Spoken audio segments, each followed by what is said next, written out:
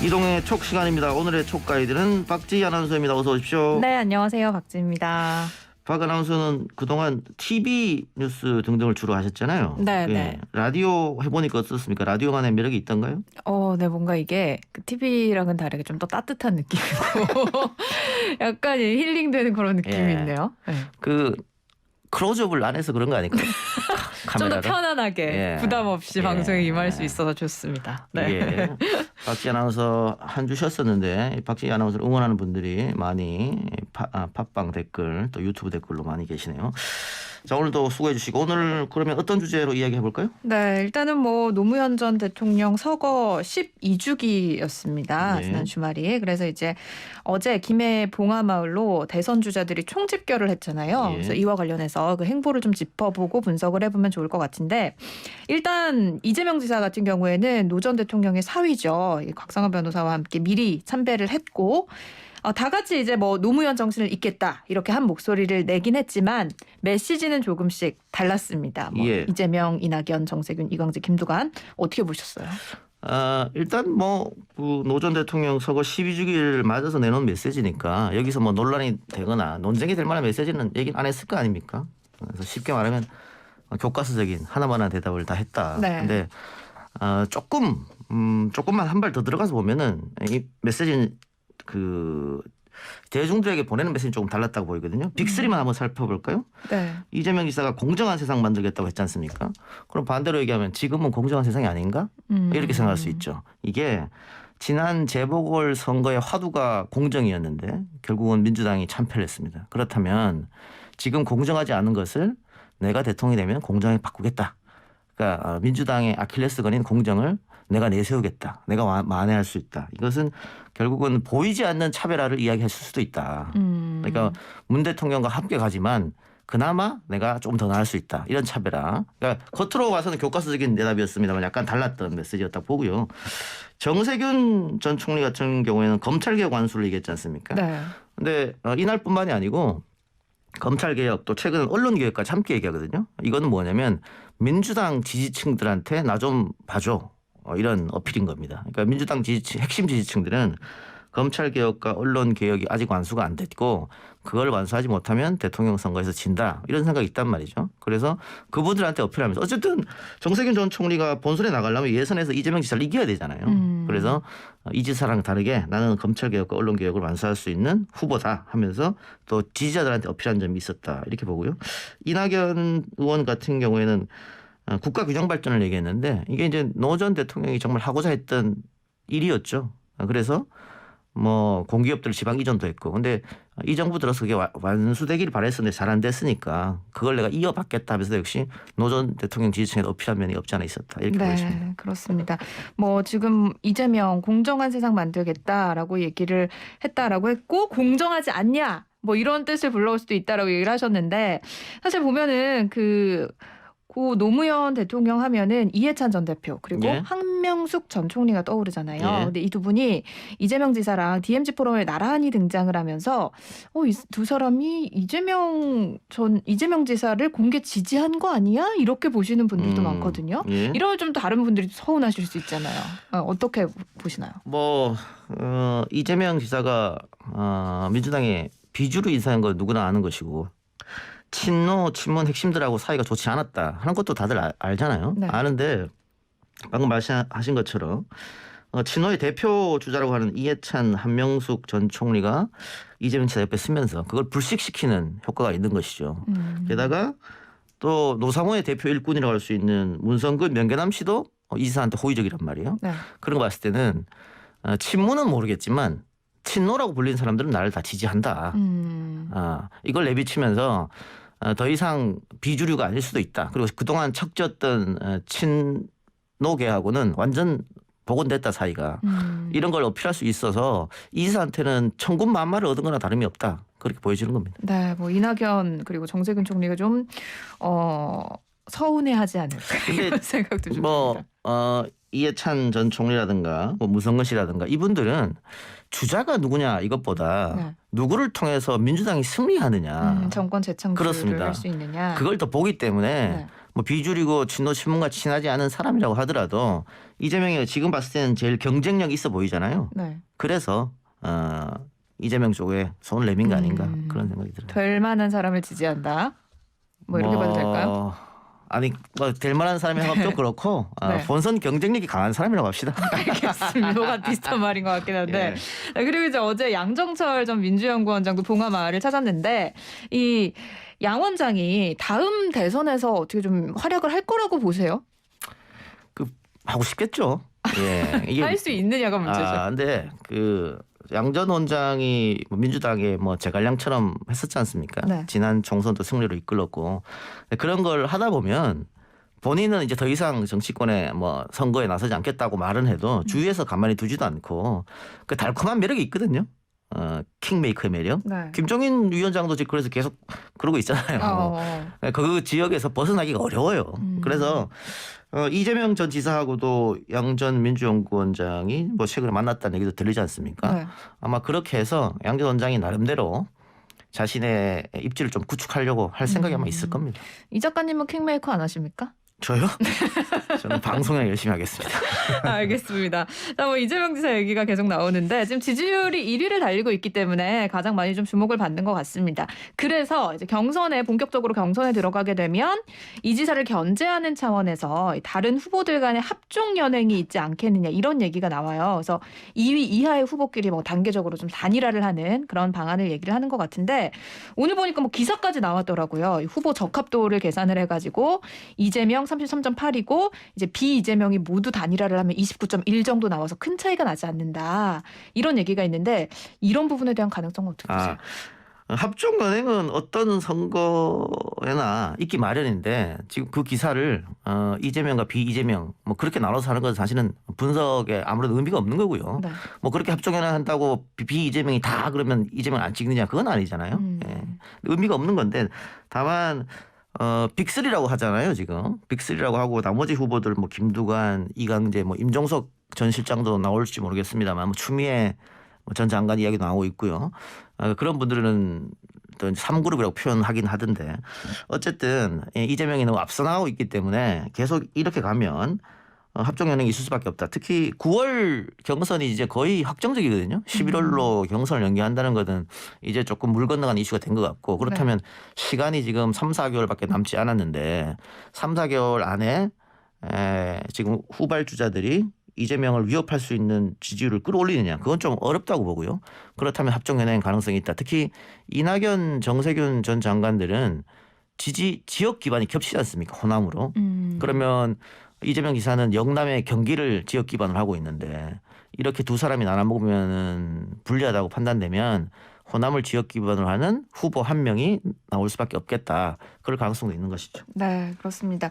그래서 뭐 지금 이 기사처럼 반 이재명 전선으로 단일화를 했다라고 했을 때 과연 그 모든 표가 이제 뭐 그렇게 뭐 적합도에 나온 수치처럼 합산이 될 것이냐 이건 두 번째 문제인 거고 그럼요. 예. 그럼 이 지사가 마냥 불리한 게임이 아니다 그럼요. 이렇게 볼 수 예. 있는 거죠. 이게 뭐 대세론이 굳어지면 아까 뭐 30% 초반 말씀하셨으면 그 대세론이 40, 50도 갈 수 있는 것이거든요. 그러니까 어떻게 어떤 바람이 불어올지는 아무도 모르는 일이니까 마냥 뭐 이 지사한테 불리하다, 또 유리하다 이렇게 볼 수는 없겠죠. 네, 뭐 친이재명 후보들도 있기 때문에 역규합이 나타날 수 있는 상황도 있고 뭐 그래 지켜보도록 하고 그런데 이제 안철수 국민의당 대표가 이렇게 봉하마을로 간 여권 인사들에 대해서 이런 비판을 했습니다. 노무현 정신을 팔아서 정치적인 이속을 챙기려는 장사꾼의 심보다. 노 전 대통령의 꿈을 망치고 있다. 뭐 눌린 돼지머리가 웃을 일이다. 국민의힘과 뭐 합당을 하던 좀 비슷하게 말씀을 하시는 것 같기도 하고. 일단 야권의 대선 주자로서 좀 세게 말을 해야 존재감이 또 있기 때문에 일부러 좀 이렇게 발언을 하시는 것 같아요. 박지희 아나운서는 왜 이렇게 말했다고 생각하세요? 글쎄요. 안철수 일단은 대표가. 언론의 주목도를 위해서 국민의힘에서도 워낙 이제 센 발언이 많이 나오기 때문에 저는 그렇게 생각이 듭니다. 예, 당연히 뭐 12주기 때 이렇게 말하면 언론이 주목하겠죠. 네. 주목하는데 일단 안철수 국민의당 대표가 조금 강하게 이야기한 것은 언론의 주목도도 있겠습니다만은 친노 친문을 갈라치게 하려는 그런 의도가 좀 엿보여요. 그러니까 노무현과 문재인은 다른 사람이다. 그 전에 사실 국민의힘이나 안철수 대표나 노무현 전 대통령 비판도 많이 했지 않습니까? 네. 근데 최근 들어서 노 전 대통령 비판하지 않아요. 그러면서 노 전 대통령은 정말 훌륭한 정치인이었고 지역 발전, 균형 발전을 위해 노력했고 지역 감정을 타파하기 위해 노력했고 그의 꿈은 훌륭하고 위대한 거였는데 네. 왜 문재인은 그걸 계승하지 못하느냐 이렇게 비판하는 건 않습니까? 그래서 민주당 내의 지지자들한테도 분열을 불러일으키는 그런 목소리 강합니다. 그래서 국민의힘이나 안철수 대표나 계속 똑같은 워딩으로 지금 나오고 있거든요. 네. 노무현은 띄우고 문재인은 의도적으로 상처 주려고 하는. 그래서 다음 대선에도 그런 영향을 좀 미치게 하기 위한 그런 고단수적인 수법이다 이렇게 보입니다. 네, 저도 뭐 그런 기사를 여러 번 본 것 같고 국민의당에서는 노무현 전 대통령이 너무 그립다 그렇죠. 이런 얘기까지 예. 한 것 같은데, 근데 사실 그 노무현 전 대통령이 이제 돌아가시기 전에 예. 굉장히 많은 고통을 받았고 예. 그 중심에 또 지금 국민의힘이나 그렇죠. 그런 세력들이 있었는데 그 부분에 대해서 진정한 사과 없이 이런 얘기를 했을 때 과연 국민들이 이거를 그대로 순수하게 받아들일 것이냐, 이건 또 다른 문제인 예. 것 같아요. 근데 마찬가지 맥락으로 정의당도 노 전 대통령에 대한 굉장히 칭찬을 많이 하고 그립다고 얘기하고 하잖아요. 근데 노무현 정권 시절에 노무현 정권을 가장 혹독하게 비판했던 게 정의당이에요. 네. 뭐 같은 맥락으로 보여져요 지금 제가 봤을 때. 알겠습니다. 자, 그리고 이제 뭐 야당 얘기 계속해서 좀 이어가 보면은 오세훈 서울시장이 이준석 전 최고위원을 사실상 공개 지지를 했습니다. 여기에 대해서 나경원 전 의원 좀 화가 난 것 같아요. 그런데 제가 그 정무적으로 판단했을 때는 네. 오세훈 서울시장이 이준석 전 최고위원을 공개적으로 지지한 것은 이전 최고한테 많이 났습니다. 아, 그래요? 플러스 알파가 되지 않아요. 왜요? 그러니까 뭐 이거 이름을 이준석이라고 언급만 안 했지 누가 봐도 이준석 지지해달라 그런 워딩이었잖아요. 뭐 유쾌한 반란. 예, 그렇습니다. 이런 얘기겠죠. 근데 그 전까지는 이준석의 개인기 혹은 이준석의 인지도 때문에 이렇게 올라갔다라고 많이 판단했어요 사람들이. 그런데 오 시장이 이렇게 공개적으로 지지하다 보니까 이준석 뒤에 누가 있구나. 오세훈이라든가 유승민이라든가 누가 있구나. 그래서 그네들이 당의 헤게모니를 이준석이란 젊은 정치인을 통해 쥐고 난 뒤에 자신들이 이준석을 통해서 뭘 하려고 하는구나. 이런 생각이 오 시장이 말하고 난 뒤부터 서서히 아마 생길 겁니다. 아마 나경원 의원 같은 경우에도 그래서 발끈한 것 같은데 네. 그러니까 유승민하고 이준석이 친하다는 거 누구나 다 아는 거 아니에요? 그리고 나경원 전 의원이 그런 말도 했던 것 같은데 뭐 당대표가 쉬운 사람이 어쩌고 이런 얘기 한 거잖아요. 결국은 나중에 뒤에서 조정하려고 가는 거 아니야? 그 얘기했죠. 예, 이런 이야기를 쓱 흘리면서 국민의힘 결국은 7대 3이잖아요 룰이. 네. 그러니까 70 당심을 잡는 사람이 이기는 건데 민심 30보다는 그 당원들한테 한번 보여주는 거죠. 오세훈과 유승민이 이준석 뒤에 있다. 그러니까 이런 걸 이야기하고 싶어가지고 한 거기 때문에 오 시장이 공개적으로 지지한 것은 이 전 최고한테는 마이너스 될 확률이 좀 있다. 저는 그렇게 보여요. 네, 그렇습니다. 뭐 유승민 전 의원에 대한 이야기는 계속해서 나왔거든요. 그렇죠. 근데 저는 이게 사실 말도 안 된다고 생각이 됐던 게 뭐냐면 이게 이제 지금 뭐 지지율이 많이 나오는 게 당원들에게 조사를 했다라기보다 일반 국민들의 그렇습니다. 여론인 예. 거잖아요. 그러면은 유승민 전 의원이 과연 일반 국민들의 그런 여론을 끌어올릴 만큼 지지율을 가지고 있느냐, 그것도 아니거든요. 예. 그래서 이거는 약간 좀 무리수가 아닌가, 예. 저는 그런 생각을 그러니까 했습니다. 지금까지 이 전 최고가 민심을 많이 받은 것은 진짜 자신의 개인기로 돌파한 거거든요 지금. 그리고 당돌함 또 당당함 젊은 인사임에도 불구하고 사선 5원들한테 뭐 맞서서 이야기하는 것들 그게 신세대적이기도 하고 또 나름 뭐 유쾌하게 보이기도 하고 네. 그런 거에 얻은 건데 오세훈 시장이 이렇게 말함으로 해서 뭔가 음모가 있는 게 아니라는 처럼 비춰지기 때문에 저는 마이너스라고 보여지고요. 다만 오늘도 이 전 최고가 대구에 내려갔던데 본인도 생각하는 거죠. 지금 70 당심 중에 대부분이 60대 이상의 영남 출신의 당원들입니다. 그러니까 그분들을 마음 잡기 위해서는 대구로 내려갈 수밖에 없다. 근데 과연 그분들 마음을 잡을 수 있겠느냐. 그거는 지금 여론조사 흐름하고 또 다른 문제이기 때문에 조금 지켜봐야 됩니다. 알겠습니다. 근데 어쨌든 뭐 지금 이 전 최고위원의 지지율이 30% 넘어가는 굉장히 높게 나가고 그럼요. 있습니다. 이 정도면 그러면 당심도 좀 흔들릴 수 있지 않을까, 이렇게 보는 분들도 저는 계세요. 지금 조금 흔들리고 있다고 봐요. 이게 지난주랑 많이 달라졌다고 하는 건데 지난주 봤을 때 저는 그냥 찻잔 속의 태풍으로 그칠 확률이 높다고 판단했거든요. 그런데 이 바람이 꺾이지 않고 지금 계속 올라가고 있단 말이죠. 이렇게 올라가게 되면 당심도 흔들릴 수밖에 없다. 그러니까 지금 민심에서 너무 많은 지지를 받고 있기 때문에 당원들도 이게 우리 국민들이 생각하는 마음인가? 젊은 사람이 한번 당대표 해보라는 거 이게 흔들릴 수 있기 때문에 이 바람이 언제까지 갈지는 모르겠습니다만 중진들이 아마 이 당을 만들고 처음으로 약간 긴장하고 있지 않을까 그런 생각이 듭니다. 물론 뭐 나경원 전 의원이나 주호영 전 원내대표 같은 경우에는 그러든 말든 결국은 우리 둘의 싸움이다 하고 생각을 하겠습니다만 네. 선거를 뭐 뚜껑을 또 열어봐야 하는 거니까요. 네, 그렇습니다. 또 큰 선거를 지금 앞두고 있기 때문에 어떤 선택을 할지는 정말 국민들의 마음, 당원들의 마음이 어떻게 될지는 지켜봐야 될 것 같은데. 근데 그 뭐 박지 아나운서들이 30대 중반 초중반이니까 네. 민주당은 이걸 못했잖아요. 네, 그렇죠. 젊은 정치인들이 나와서서 이렇게 판을 흔들고 역동적이고. 근데 국민의힘은 지금 김웅 의원도 그렇고 네. 하고 있지 않습니까? 네. 그걸 어떻게 봐요? 그 굉장히 그래도 좀 유쾌하게 보이지 않습니까? 저는 굉장히 좋게 보고 예. 있는 게 뭐냐면은 그동안 사실 뭐 꼰대당 이런 얘기가 나올 있었죠. 정도로 예. 좀 그 낡은 이미지가 있었는데 뭐 김웅 의원이나 이준석 전 최고가 당대표 자리에 가게 된다라고 한다면 뭔가 새로운 걸 아하. 해낼 것 같은 그런 인상이 딱 오거든요. 그렇기 때문에 이게 1차 컷오프가 이뤄진 후에 뭐 초선이든 중진이든 다들 단일화 움직임을 보이면서 본인들이 이제 생각하는 후보를 당대표로 만들기 위해서 노력을 굉장히 할 것 같은데 이 부분에 대해서는 뭐 어떤 단일화 움직임이 있는지 지켜봐야겠죠. 그렇죠. 또 아까 얘기한 선거 전에는 합종 연행은 무조건 있을 수밖에 없습니다. 그래서 어떻게 합종 연행을 하느냐. 지금 김웅, 나경원, 이준석 다 수도권 출신이잖아요. 근데 주호영만 영남 출신이란 말이죠. 그러면 주호영이 영남표를 몰표를 받게 된다. 그리고 수도권은 3명이 표를 나눠 가진다. 그러면 필패니까 그런 점도 아마 수도권 후보 3명은 그러니까 경선 시간이 다가오면 다가올수록 아마 고민을 할 것이다. 그렇게 보여집니다. 네. 자, 그리고 홍준표 의원의 복당 문제 잠깐 살펴보면은 뭐 이거는 국민의힘의 새 당대표가 좀 나와야 마무리가 될 것 같긴 한데 지난 주말에 또 MBN 나와서 윤석열 전 총장하고 이재명 지사를 동시에 저격을 하셨더라고요. 그래서 뭐 여러 가지 이야기들을 했는데 일단 이 얘기들 윤 전 총장을 향해서는 뭐 날치기 공부로는 안 된다. 뭐 본선도 어려울 것이다. 이런 얘기하고 이재명 지사는 이재명 지사 대선 후보 되면 문 대통령 잠이 안 올 거다. 정치 보복할 거다. 이런 얘기를 막 했습니다.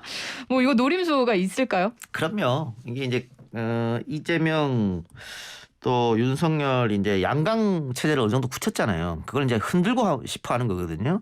그러면서 양 후보의 아킬레스건이라고 하는 것을 콕 하고 찌른 겁니다. 이재명 지사 같은 경우에는 아까 제가 계속 얘기했습니다만 문재인 대통령하고 지난 경선 때 세게 붙었기 때문에 친문 라인에서 이재명 지사를 싫어해요. 그 싫어하는 게 어느 정도냐면 굉장히 싫어합니다.